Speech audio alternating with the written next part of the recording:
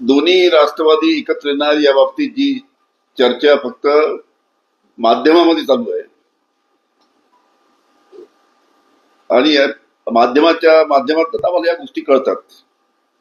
माझ्या माहितीनुसार कुठेही अशा प्रकारची सध्या चर्चा चालू नाही.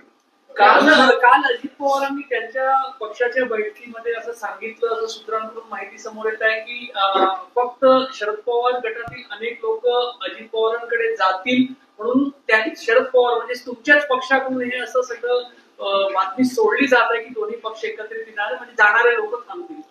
म्हणून मी सांगतोय की सध्या अशी कुठेही चर्चा नाही. आपल्याच माध्यमातून ही चर्चा आमच्या कानापर्यंत येत आहे.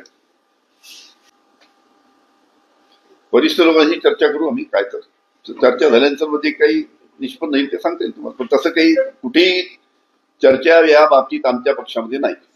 तुमच्या मनात काय नेमकं तिथं सांगा. म्हणजे की माझ्या मनासारखं होतं तसं नाही, काय आहे मनात नेमकं? मन बोलल्याशिवाय ओळखू शकत नाही आम्ही. तुम्हाला सांगू, तुमच्या कानात सांगू. कॅमेरा हा शब्द कान आहे सर, सांगू का काय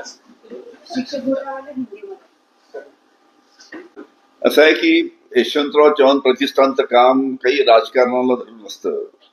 राजकारणाला बाजूला ठेवून यशवंतराव चव्हाण प्रतिष्ठानाच्या माध्यमातून सामाजिक काम त्या निमित्तानं केलं जातं. त्याच्यामुळे याच्यामध्ये राजकीय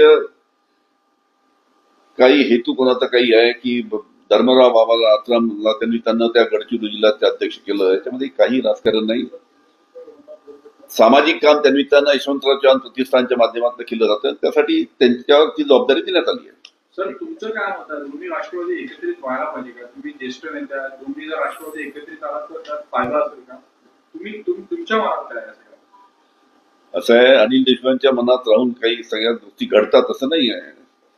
आम्ही सर्व माननीय शरद पवार यांच्या नेतृत्वाखाली सर्व मंडळी एकत्र बसतो, चर्चा करतो आणि निर्णय घेतो. तुमच्या मनाप्रमाणे घडत असं नाही, पण तुमच्या मनात काय?